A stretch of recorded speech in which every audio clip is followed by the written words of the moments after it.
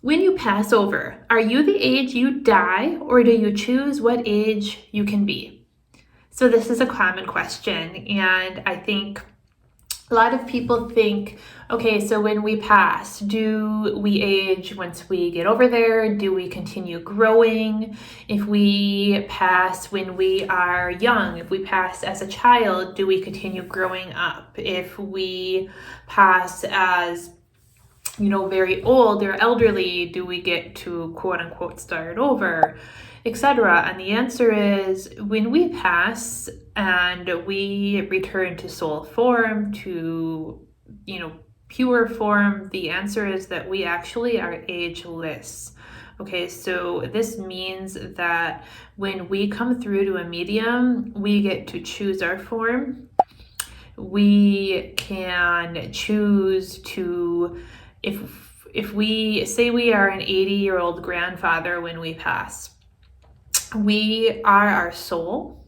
We are not our body any longer. And the core issue is that we need to be recognized by our loved one who is meeting with the medium. So we are more than likely going to come through to the medium as the age we were when we passed, because that's what's going to be recognizable to our living loved one. That said, if we wanted to, we could come through as a 10-year-old, as a 20-year-old, as a 30-year-old, etc. We can age ourselves to appear however we want, because soul is ageless. The other side, we are ageless. We are pure soul form after we transition. There are times where I will have loved ones come forward as a different age as they were when they passed. So the most common way that this is done is somebody passed older and they'll come forward as middle-aged. So somebody might have passed when they were 75 or 85, and they'll come forward as 35 or 40. But when they do so, they will give me a feeling with it of, I'm doing this because it was a favorite time of my life. So the spirit person will come forward as 35 or 40, but when they do it, I as a medium will already know, okay, this person is coming forward as 35 or 40, but I know that they weren't really 35 or 40 because I can feel it. I can feel that they were elderly when they passed, but they really loved this time of life. It very, very rarely or really doesn't go the other way. So I won't have it as somebody comes forward older, but they were young when they passed. That doesn't really happen. The other examples of when it does occur is if a spirit duo comes forward together and they want to show me the relationship. So I might have a mother and son come forward together, and the mother is older and adult, and the son is younger, holding her hand. So as if to say, a mother holding the hand of a child, even though that child was older when he passed. So for example, I might have a client in front of me wanting to connect to her father who passed at, say, age 60, but grandma is who brings the client's dad forward. And in order to get across that it's grandma and son, or grandma and client's dad coming forward together, the dad will come across as a young boy at first, just to show me, hey, this is my mom who's bringing me forward. Or just so grandma can show me, hey, this is my son who I am bringing forward with me. But then once they get across that information, dad will age in front of me into the client's dad. So it's not like I will sit and converse with a little boy as client's dad the whole time. He will just come forward as a little boy to begin with, to show me the relationship between him and client's grandma as being mother and son, and then he will grow in front of me. So long-winded way of saying we can choose the age that we want to appear as on the other side, because the other side truly is ageless, because souls are ageless. It is only our physical bodies that have age, that feel age, that do age. Our souls have no age. Next question. Do you feel spirits can be with multiple loved ones at the same time? Absolutely, 100%, unequivocally yes. Spirit loved ones can be with multiple living people at the same time. And the reason is this: there's no space in spirit. There's no time in spirit. This means that if there is no space and there is no time, spirit can 100% be in multiple places at one time. So this means you could have a living loved one in Texas, a living loved one in California, a living loved one in Maryland, a living loved one in Finland, in Norway, in Germany, etc. And one spirit person could be with every single one of those living family members at the same time, at the exact same moment, at the exact same second. They could be with every single person. And that is because to them, there is no time. To them, that exact same second doesn't actually exist. To them, that exact same second isn't a second at all. There is no space and time in spirit. It is solely a human construct. So when you think about, dad in spirit, are you with me right now?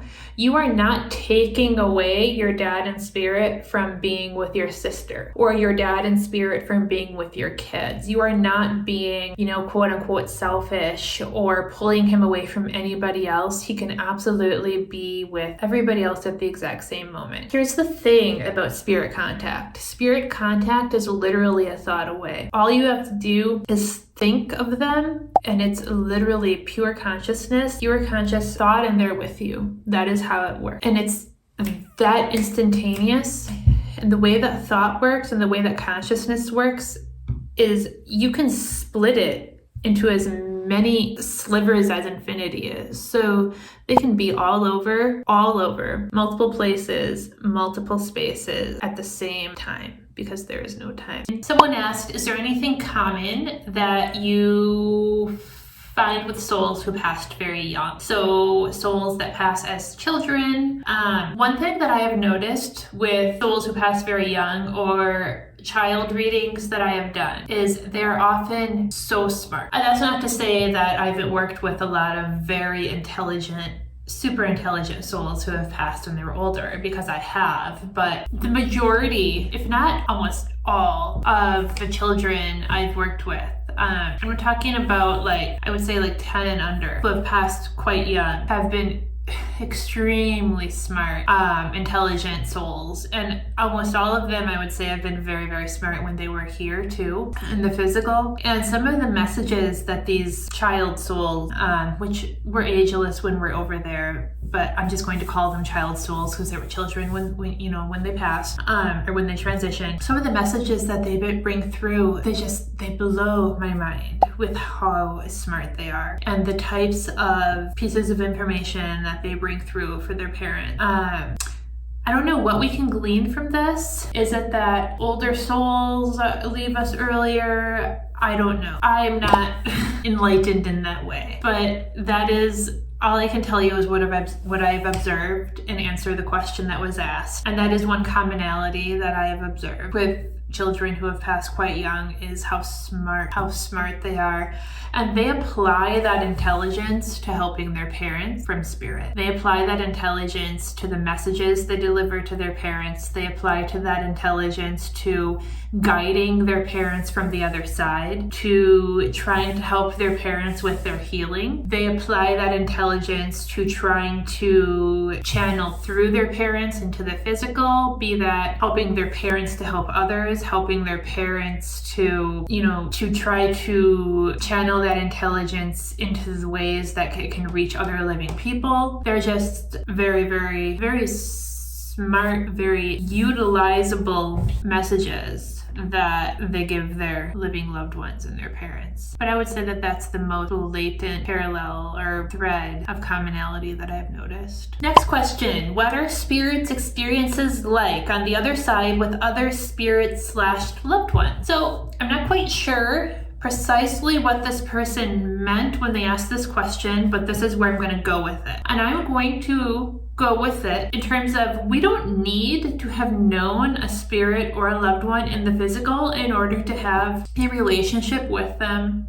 in the spiritual. And I want to talk about how there are oftentimes spirits that come forward together during readings that did not know one another in the physical. And that is because their only mode of commonality that they need to have is you. A great example of this is my uncle, who I never met because he passed long before I was born. He passed in 1960. So that would be, let me try to math, that would be 43 years ago. And is that 43 years ago? Oh my God, that's 63 years ago. What am I talking about? He passed 63 years ago, and my friend who passed 8 years ago. And they come through, well, I don't practice with other mediums very much anymore, but during my development, they would come through together all the time. And they're very, very similar souls with very similar challenges in this lifetime. And I never met. My uncle passed even before my friend was born, so obviously they never met. Obviously, I never even met my uncle, my friend never met him, but they came through together all the time. And they're having a grand old time over in the spirit realm. They're hanging out, they're very similar to one another. They're buddy over there, but they had no relationship here in the physical in this lifetime. So in terms of what spirits' experiences are like on the other side, I could go on and on telling you all about how, it's all about love and getting along. But if you want to, learn more about that, check out my video on anger here to learn more about what relationships are like and healing is like on the other side. I will use this question to talk about how we learn from spirits and loved ones on the other side and foster relationships on the other side with countless individuals who we did not meet in the physical here. We just needed to have some random degree of separation of a connection in order to form that random bond in order to connect over there. So consciousness, think of it like dominoes, where one falls and we all fall. We all are connected, right? Like all it takes is one domino to fall to connect the first domino to a domino that is 200 dominoes away. So that is exactly like consciousness is on the other side. So that domino that was 200 dominoes away from the first domino that fell, imagine that 200th domino and that first domino, each being a soul, they're connected on the other side. And there's infinite combinations on the other side of souls or dominoes, if we're talking metaphors here, and they all have relationships with one another. It's amazing. And they're all loving relationships, learning relationships, growing relationships, fun relationships. And that is what the spirit experiences are like on the other side. And when it comes to readings, you're not going to just have, mom and dad come forward together, or brother and sister, or grandma and grandpa. You might have friend come forward, and then, dad, who they didn't know each other, or so spirits did not need to have known each other in the physical to come forward together. A spirit loved one can come forward and bring up a living person in your life and talk about what's going on with them, even though they did not know that person. It's another way. We're all connected. We're all interconnected. It's all about those interconnected domino-like relationships. Thoughts on reincarnation together, a deep bond maybe from knowing them previously. So absolutely, I believe that we reincarnate with the same soul families repetitively through lifetimes. I do not believe that we reincarnate randomly. I believe that we reincarnate with the same individuals throughout lifetimes, just likely taking on various roles. Meaning I don't believe that our mother is always our mother and our brother is always our brother, etc. I believe that we travel with soul families and reincarnate with them. And I do not believe that our soul families mean our family by blood. I mean soul family meaning like same groups of souls. And I believe that a soul family can include people who are with you during a lifetime for a very short period. Somebody could come into your life during a lifetime for a very short period of time and still be a member of your soul family. And it's just a matter of touching one another for a brief period during a lifetime, having an impact, changing the trajectory of one another's time here in order to be considered a member of one another's soul family. Have an impact on one another, be it positive, negative, doesn't matter. That soul would still be a member of your soul family. And I believe that we travel with those particular individuals. They would include people who are members of your physical nuclear family. and people who are not members of your physical nuclear family. And then those souls all reincarnate together through lifetimes. That is my personal belief. And yes, it is from deep bonds, but it is also from deep impact. I believe it is from both. This question is also related to the one I just answered. In our soul family, can we have other spirit guides that are not our loved ones? Yes.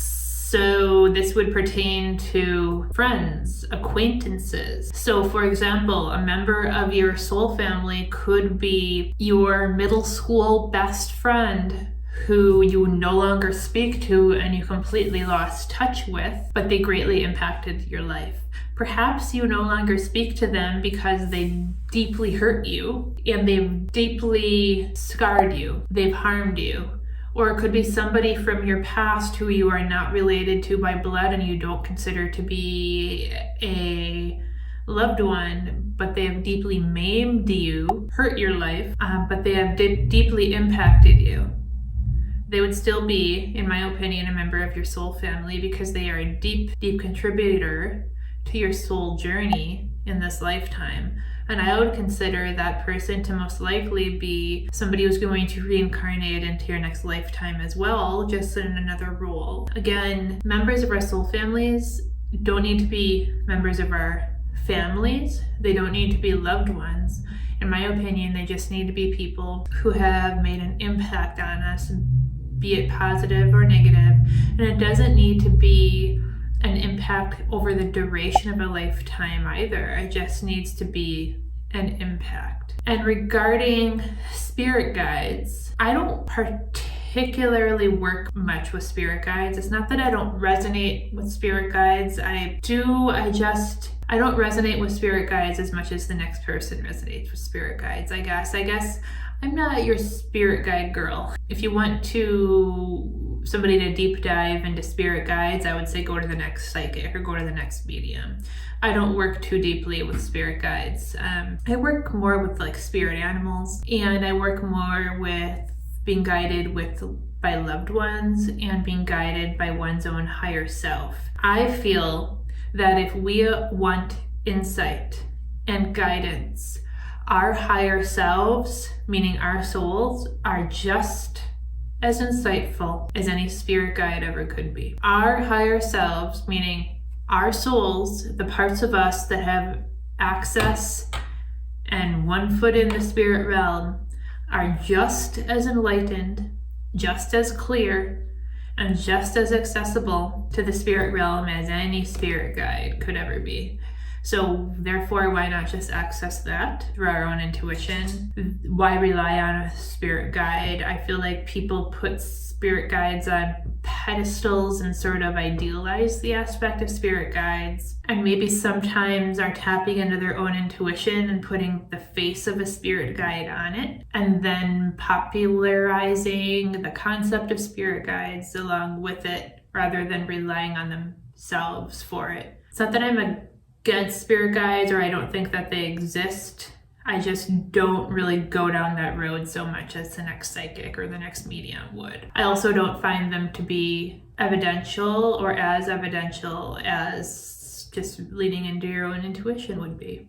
Because any evidence you're going to get from a spirit guide is going to be your own evidence. Like, you can't really prove that you're getting it from a spirit guide and not your own intuition anyways, because any evidence you get from a spirit guide is going to be about you and your life. So you can't prove that you're not just receiving your own intuitive information with the spirit guide's face on it. So you can't really prove the existence of the spirit guide to begin with. So you may as well just go to your own source anyway, is my thought, if that makes sense. If you have questions about what I mean, post them in the comments.